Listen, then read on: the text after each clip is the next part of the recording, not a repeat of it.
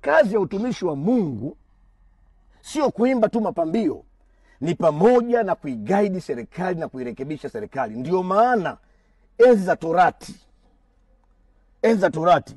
wafalme walikuwa wanakwenda kwa makuhani na manabii kuchukua hekima. Ukisoma Biblia, kama ni msomaji wa Biblia utaona. Lakini sasa hivi imekuwa tofauti, ni wafalme ni makuhani wa Injili wanakuwa machawa na wapambe wa watawala. Kwa Kristo mami Gwajima amefanya kazi ya kuhubiri Injili. Kwa hii biashara kwamba usichanganye siasa na dini, amini ni neno tu ambalo sijui lilitokea wapi, lakini kimsingi ni kwamba dini ni nini. Gwajima amesema dini gani? Hakuna dini. Gwajima hajalazimisha Waislamu kuwa Kristo. Gwajima hajalazimisha watoto wadogo wafanye zinaa. Gwajima amekemea mauaji, amekemea utekaji, anataka serikali iwajibike. Sasa hii ndo Injili.